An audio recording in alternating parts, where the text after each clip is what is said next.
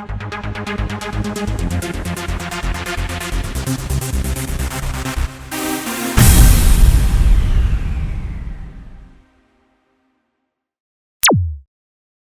man who called himself an avenging angel was in court today. 41-year-old Jason Vukovich is accused of violently assaulting men with a history of sexual offenses involving children. KTVA 11's Lauren Maxwell was at the courthouse where Vukovich was arraigned today. Vukovich is facing a host of charges, including robbery and assault. Police say he tracked his victims to their homes and attacked them in late June. And they say in one case he beat a man so severely with a hammer that he fractured his skull. Hello, everybody, and welcome back to the channel. Today we're going to be talking about Jason Vukovich, who called himself the Alaskan Avenger because he used a hammer to attack 3 registered sex offenders up in Alaska in order to extort money from them, and he claims he did it because he was abused as a child. He gave himself that Alaskan Avenger moniker, and if I had given him a moniker, it would have been something more like meth head addict who looked for an excuse to commit violent crimes in order to support his drug habit. That's what I would have called him. I think it's catchy. Before we jump into this video, let me remind you that every Sunday we get together on Patreon online and we have open discussions and we talk, we laugh, we sometimes cry together. But it's a forum in which you can ask us questions directly or express an opinion or just come and hang out with people who aren't going to judge you for whatever your prior history might have been. So if you'd like to join us in those Sunday meetings, please stop by Patreon and join up and join us on Sundays. So Jason Vukovich, and I do hope I'm pronouncing his name properly, even though he may have done things I don't agree with, just as there are people who disagree with some of the things I've done in my life, I do want to be accurate and I do want to be respectful as far as I can. So Jason Vukovich lives in Alaska. He's been in and out of jail several times, and he claims that as a child he was physically and sexually abused by his adoptive father. I find this a little strange only because the adoptive father was actually arrested and prosecuted for simple child abuse, nothing sex related. And this was during a time in which, well, much like today, they're headhunting sex offenders. So the mere accusation that this guy might have inappropriately touched this young man and his brother would have absolutely ended up in charges. I don't know how it would have, necessarily that it would have ended up in a conviction, but it absolutely would have ended up in charges. And I have no evidence that I could find, no documentation that he ever reported his adoptive father for sexual abuse. So we're kind of going to have to take it with a grain of salt. Before I get into Jason's specific allegations, I will mention that his brother backs up the allegation that they were physically abused. Doesn't seem to directly claim sexual abuse, but let's pretend or just assume for a moment that that's the case. The brother has claimed that he himself will never be able to get past the victimization, that he himself will never be able to recover. However, when these 2 young men left home, the brother went to university, got a PhD degree in cybersecurity, and now works as a chief information security officer for a firm in California. I did a little bit of research, and if my numbers are correct, this guy's earning about $265,000 a year. He also is married with a family of his own. So how he can claim he's never going to get past any of this is, okay, whatever. Jason, on the other hand, when he left home, took a different path and ended up on the streets doing drugs, getting multiple arrests in multiple states, and is an admitted meth head. He's an admitted abuser of methamphetamines. So while he was supposedly high on these methamphetamines, he would break into registered sex offenders' homes and either threaten them with a beating with a hammer or would actually beat them with a hammer. In the first case, he broke into a guy's house, slapped the guy around in his bedroom, and stole all his stuff, including a vehicle. The second time he attacked somebody, he broke into the house, this time accompanied by 2 females who were using their cell phones to record these incidents. And they slapped this guy around, threatened him a bunch, and took all his stuff.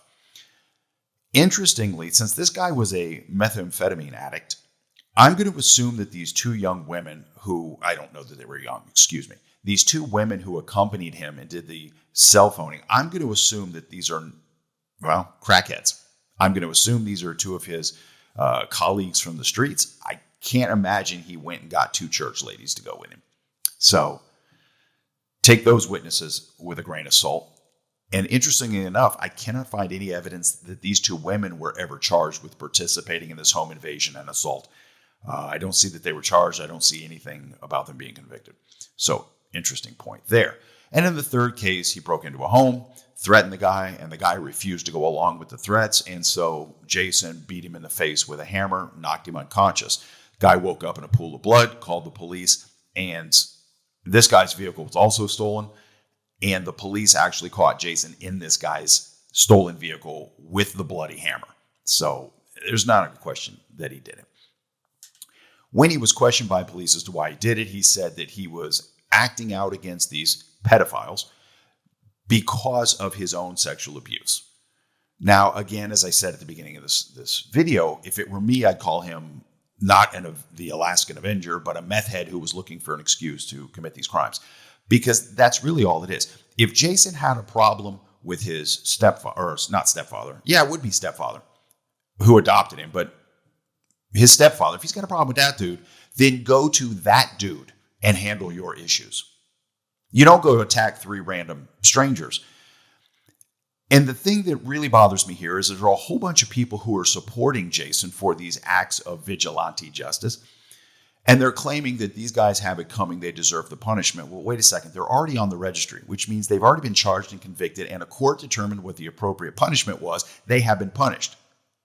So there is no need for regular citizens, or even meth-abusing citizens, to go and exact additional punishment.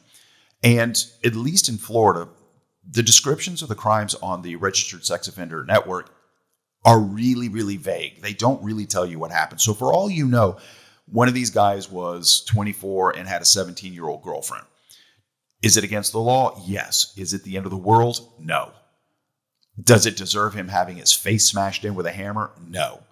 So again, we're back to the point that the people who were advocating for going after these registered sex offenders and abusing them are really just looking for an excuse to be violent. This is just, it's not appropriate in this case. If these guys were such horrible sex offenders, they would be in prison. It's that simple. If they were among the worst of the worst sex offenders, they would be spending the rest of their lives in prison. So the fact that these guys are living in the street, one man was even employed and had his own home, this is not the kind of sex offender that you really have a problem with. And how do you know that these guys were pedophiles? Because a pedophile, by definition, as I continually have to remind people, is someone who is attracted to prepubescent children. Generally speaking, that's under the age of 12. So if someone is having some kind of interaction with a teenager, that's not pedophilia, it's hebephilia. So if you're going to throw labels and accusations around, please make sure that they're correct. But then again, I'm guessing that these people who are living in their parents' basements, who are writing all these messages in support of this guy, I don't think they put too much effort into trying to be accurate or to get the information correct. So that is being accurate. So I was redundant.